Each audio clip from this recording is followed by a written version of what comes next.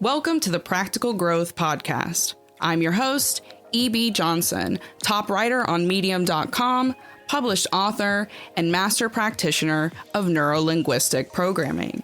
You've landed on the podcast that takes you on a journey into the heart of relationships and self-discovery. This is a must listen for those who are ready to overcome their toxic relationships and their toxic patterns. You can expect real talk, practical guidance, and raw and relatable guests that you'll be talking about for weeks. Let's get into it. Well, hello again, my lovelies, and welcome back to another great episode of the Practical Growth Podcast. It's me, your host, EB, TikTok, Narc Talk coach, and top Medium.com writer. And I am going to be serving you up a very delicious episode about depression, anxiety, and trauma today. And it is one that is going to help so many of you, and I cannot wait to share it. Specifically, we're going to be talking about the rumination spirals, right? Those terrible, terrible waves of depression and anxiety that can hit us on the other side of a traumatic experience, or even realizing that we had a traumatic childhood. We're going to explore what that looks like a little bit today, and then I'm going to break down how you can help to minimize and partially avoid the worst parts of these spirals by giving yourself a positive footing for your emotions and your mental health before you ever even start that slide. Before we jump in, though, this is just an update and a reminder for anyone who is interested in getting coached by me. My books are closing December 15th. So if you want to work with me for 8 weeks, this is your last chance. This is the last call, the last opportunity to get yourself booked in to work with me. If you want to do that, you're going to need to apply. I only work with 6 people at a time. And that is because the program that I deliver is very intense. It's very fast acting. And I give everyone 150%. And I expect every one of my clients to give 150% as well. So if you want to go into 2023 with more command of who you are, with the strength to set boundaries, to maintain those boundaries, and to start kicking the narcissists in your life to the curb, then you need to work with me and you need to do it now. Time is running out. Again, my books do close December 15th. So if you want to get coached by me, you need to head to therealebjohnson.com and click on working with me. You'll find the application right there. Again, that is therealebjohnson.com/working with me. All right, let's jump into it. Anxiety and depression spirals after experiencing a traumatic event. Is it a totally escapable thing? Is it inescapable? What are our options? How do we keep ourselves from being totally pulled under and getting trapped in those cycles of regret, of shame, of guilt, and then all the hopelessness and the panic that comes along with that? How can we either prevent or minimize these depression and anxiety spirals before they happen? Fundamentally, it all has to begin with a deeper understanding of trauma, with knowledge of what trauma really is, what it really looks like, and how it really affects not only your emotional body, but your mental and physical bodies as well. That is right. We are long past the days when we think or where we believe even that trauma is a purely emotional experience. Initially, that is the shock to the system, right? When you are traumatized, you are exposed to an event or an experience which shakes you so fundamentally to your core that you are outside of your ability to process it, to manage it, to react to it, to respond to it. You don't have the supports that you need. It makes you entirely fearful of your life, of yourself, of the world around you. And these shocks, right? These traumatic experiences, moments, events, they don't just make us fearful emotionally. What we know now from all the research that's emerging is that trauma actually damages our brains. Right? It damages our brains, and it also damages other aspects of our nervous system. And that all trickles out. All of these systems are interlinked. They're tied together. And when you experience these traumatic events, it literally causes brain damage. Your nervous system is immediately affected. And that can spiral also into affecting your immune system, affecting your physical body, your muscles, your nerves, your bones. There's a million different side effects that we now know come from these traumatic experiences. This trauma is stored not only in the mind, not only in the heart, but in the body. And the longer it's held on to, without being addressed, without being recovered in some way, the more damage is done over time. Your body will literally degrade. You're more likely to get chronic illness.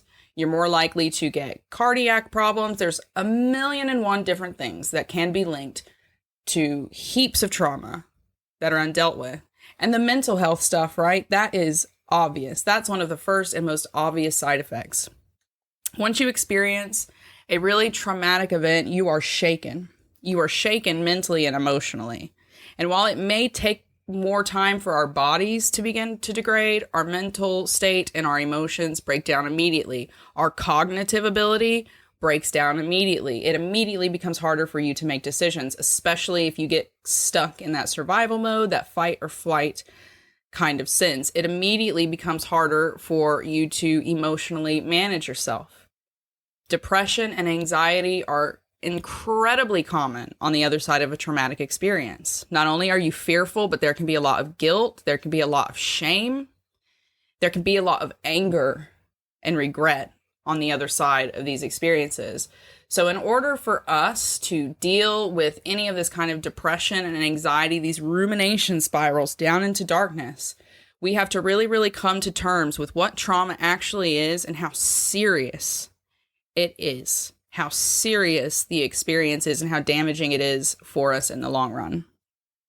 Once you have a better understanding of how serious trauma is and you begin to treat it like the life-altering experience that it is, you begin to understand how we can slip into these patterns of depression, anxiety, of hopelessness after trauma. Because our brains are damaged, okay, our brains are these incredible computers, really, inside of our heads. They're these incredible computers. And once they experience trauma, the brain goes into a desperate and constant attempt to protect you. So even when you're sleeping, it's constantly scanning the environment for threats because it never wants you to experience that kind of fear or terror again. Now, physically, that can put us into anxiety, right? We feel anxious responses. We start to feel panic. Your heart rate increases. You might sweat. You know what the anxiety response is from your physical body. But then inside of your head, your thoughts, your brain also starts sending you patterns of thoughts in order to protect you. So very commonly, that is throwing you back into the experience through traumatic memories. You keep re-experiencing these memories, and over again, you feel all of these emotions. Now, it seems senseless, but what your brain is trying to do, it is trying to protect you, okay? It's trying to run these memories over and over again so that you can look around your environment and notice any similarities between that past situation and where you're at then. And that brain sees any similarities in your environment as a threat. So the rumination being done by your brain, keep thinking about it. What could you have done differently? Why didn't they do this differently? Why weren't you lovable? That is an attempt to protect you. Your brain is trying to think through, to process, to constantly scan, observe, and make sense of everything so that you never, ever get hit or hurt ever again. But the problem is that's just not realistic, right? It's just not realistic. Not only can we not possibly scan or see every threat everywhere, but there's not always a threat everywhere. Okay? Your brain doesn't always need to be on scanning for threats because most of the time you're safe. You are actually safe.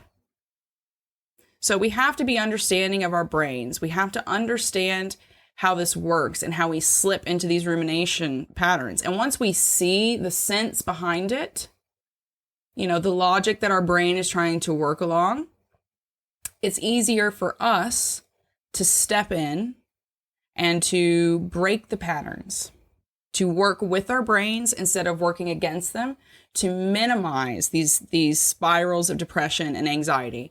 Now, none of this is to say, nothing that we're going to talk about here in just a second is going to stop all depression and anxiety after a traumatic event. Okay? It's not. Because quite frankly, some of these emotions are unavoidable after a traumatic event.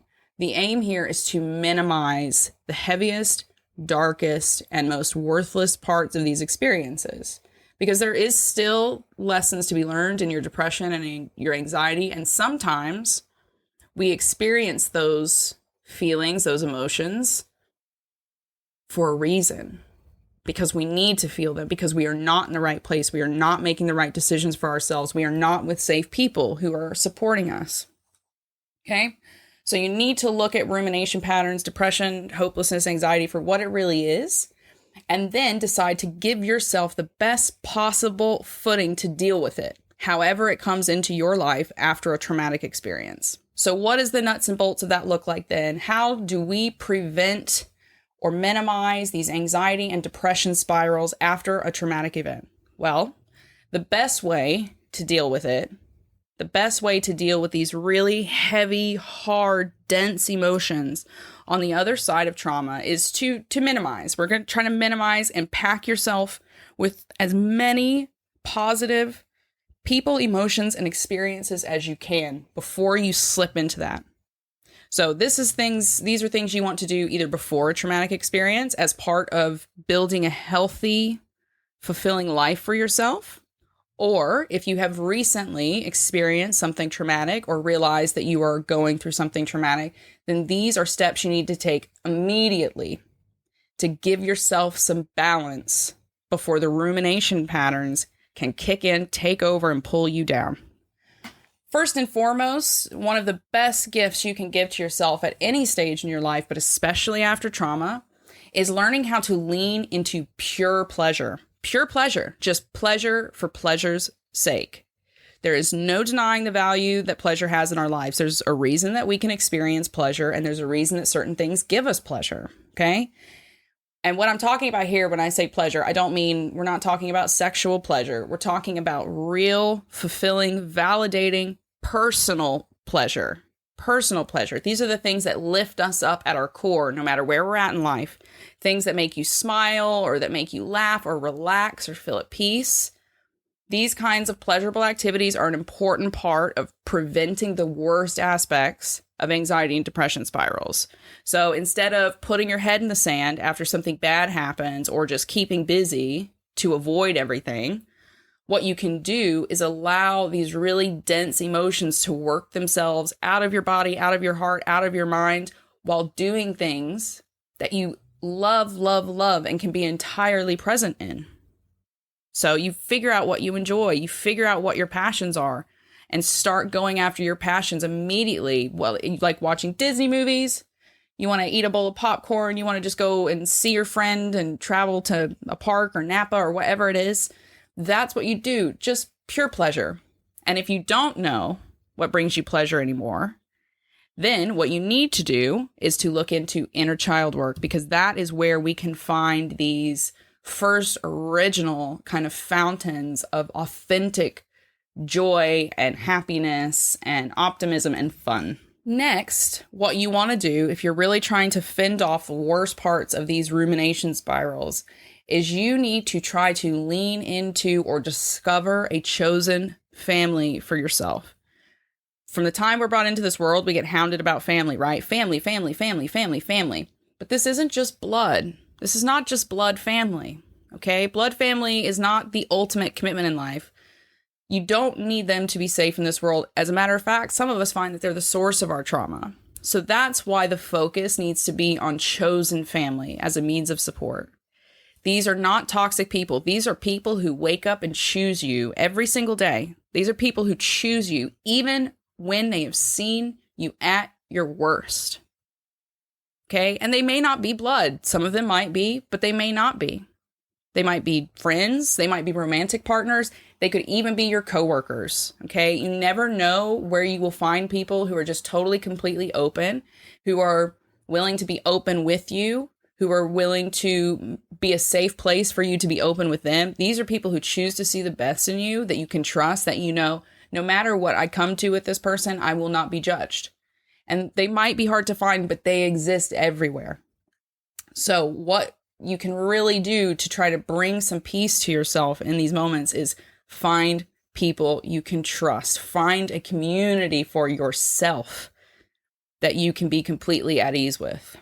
The third step to defeating the worst parts or avoiding the worst parts of these depression and anxiety spirals after trauma, so incredibly easy. And it's shocking to me that this is not one of the first things that's recommended to anybody who's gone through a bad experience.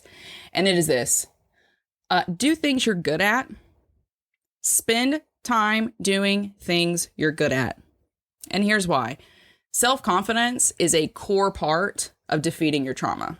Okay. The more genuine self-confidence. I'm not talking about like, ooh, I look good. Like genuinely, I love myself. Self-confidence is a huge part. That is how we get over our trauma, because when we have that self-confidence, we are actually learning how to love ourselves and hold standards and boundaries. And you can start to look at your trauma and separate your value from it. You see your trauma as something that happened to you, not something that destroyed you.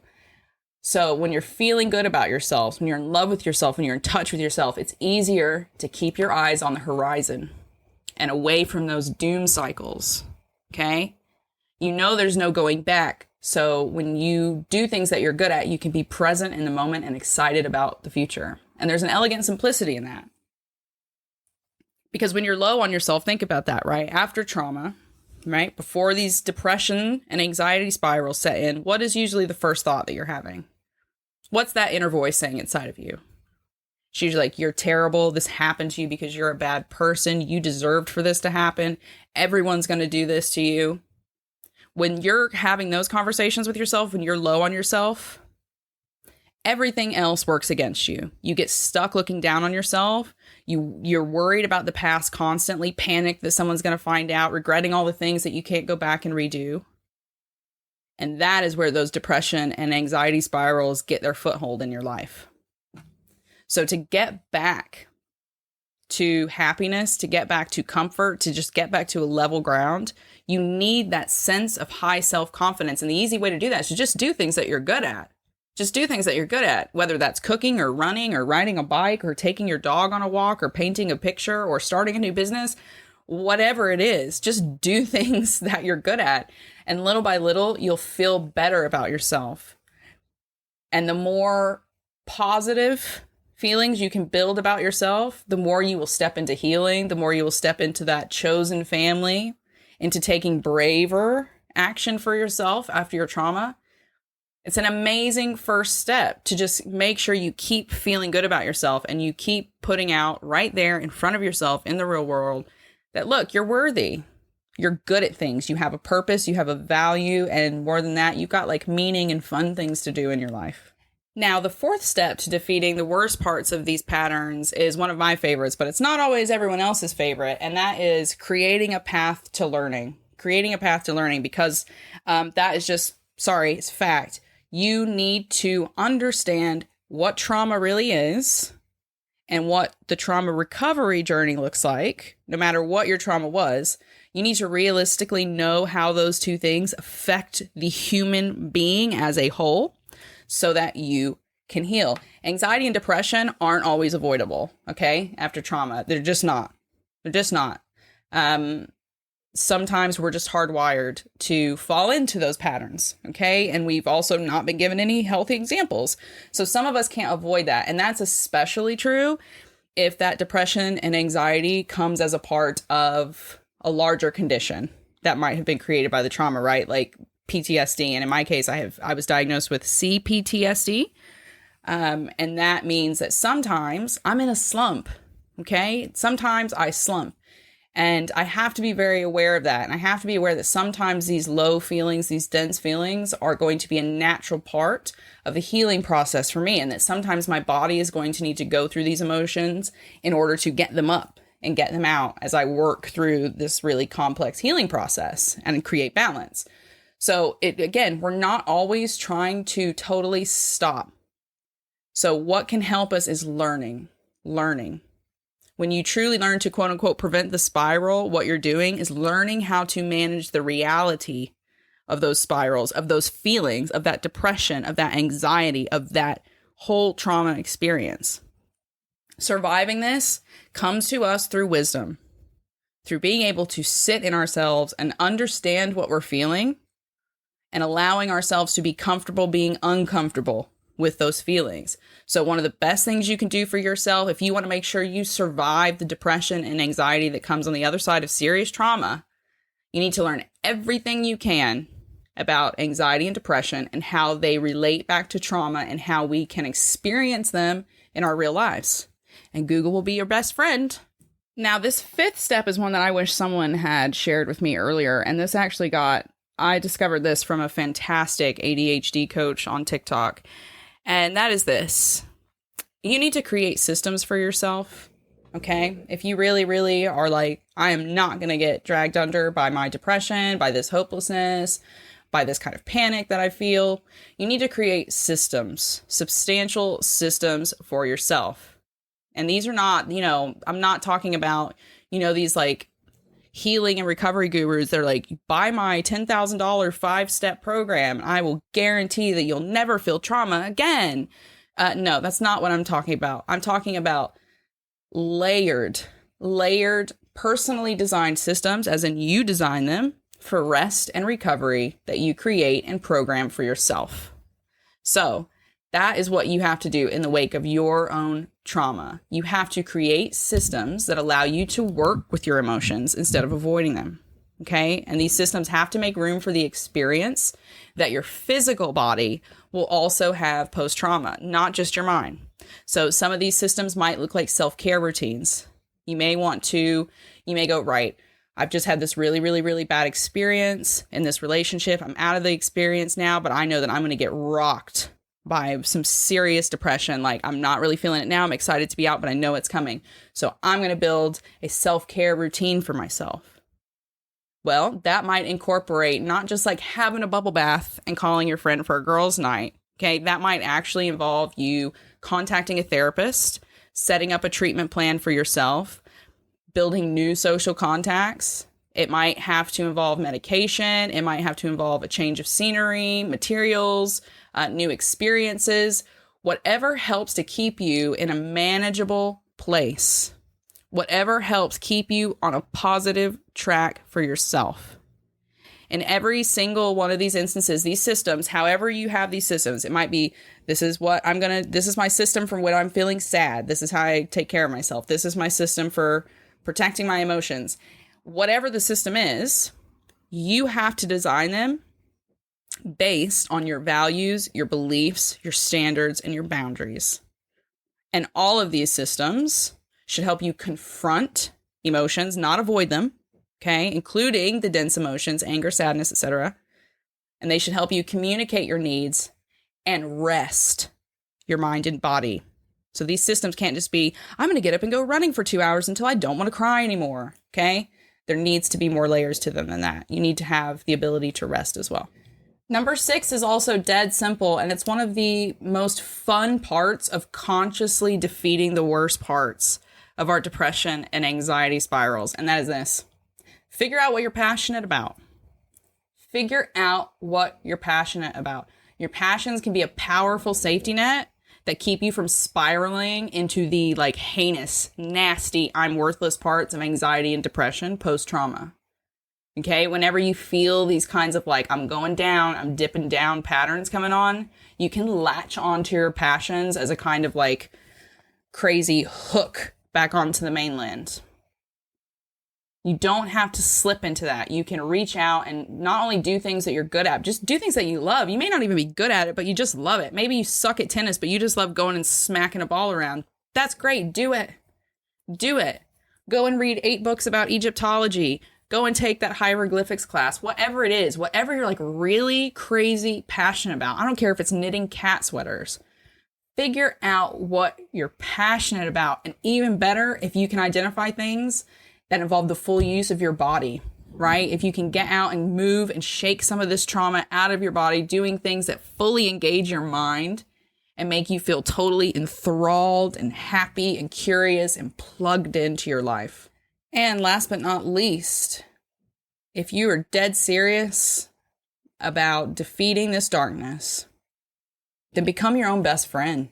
Just become your own best freaking friend. I'm not even kidding. I know it sounds ridiculous, but seriously, think about it.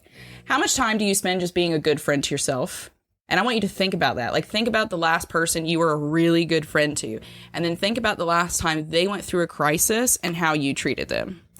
When was the last time you spent that much emotional labor, time, effort, whatever, just being that nice to yourself?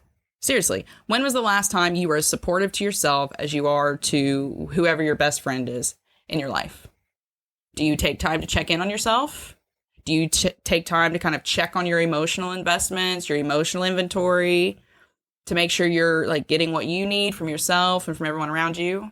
Or do you just kind of like keep on keeping on? We'll just keep going like it is. There's a good chance you're going to slide into negative spirals when you don't know how to have these kinds of relationships with yourself, right? Because again, it gets tied into that self-confidence, that self-esteem, that self-love, that self-respect. You need to become your own friend so that when you start to slide into that spiral, you're the first person there to tell you, no, we're not doing this today, girl. Get out of bed.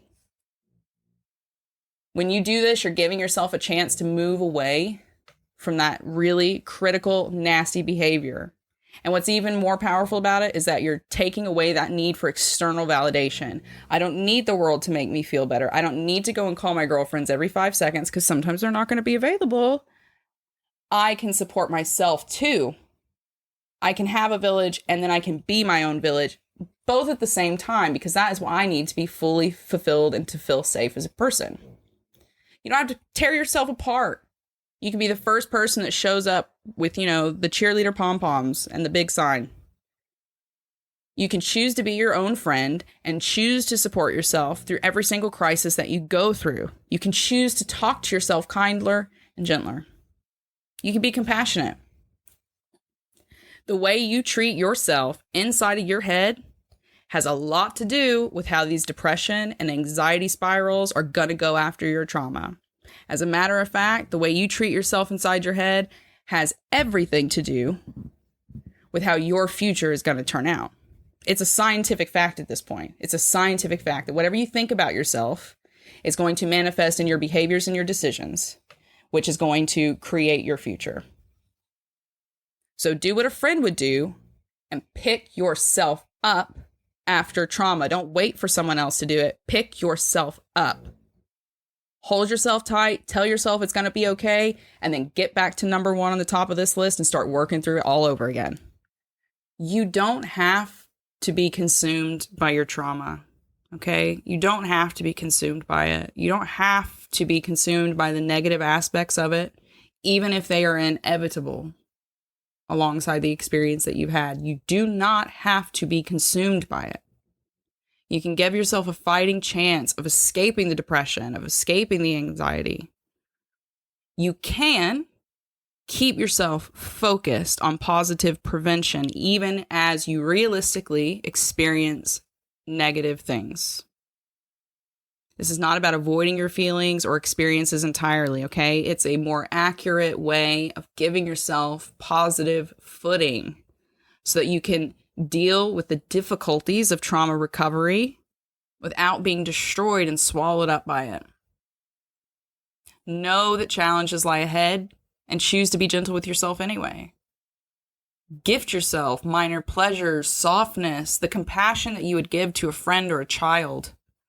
Be understanding. Move slowly with yourself. Give yourself mercy through the whole process. Just give yourself mercy. The pain does not have to swallow you up. The pain does not have to swallow you up. You can break the cycle. You can choose to move differently, to build differently after your trauma. That experience does not have to be the experience, the moment that you lose everything. Okay? Experiencing trauma does not have to be the end of who you were. It could be the opportunity for you to fully realize who you want to be and what that person is actually worth. But to get to that person, you're going to have to invest in yourself, in your future, and your healing. You're going to have to make a commitment to yourself and honor it as you would value a commitment to someone you truly loved. So, spend your time, energy, and love wisely, and make sure you don't ever give up on you. Thank you so much for listening this week. I hope that has given you a boost or, some fuel in the tanks to keep going, because life is hard. Crap is hard right now. It sucks. It's not easy for any of us. And I hope that if nothing else, that this episode has been able to help you see a light at the end of the tunnel. I hope that, it gives you a little bit of fire. Helps you see some spark that's left. As always, if you would like to help me out and get a free ebook, you can always leave a 5-star review of this podcast over on Apple Podcasts. It's dead easy. You just head over, let them know what you loved about the episode or the show, and then take a screenshot.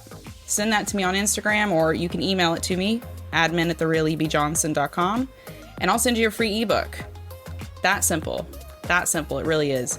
So, leave a 5-star review if you fancy it. If not, thank you so much for listening, for reading my blog on medium.com, for following me on TikTok, for showing up for my TikTok live.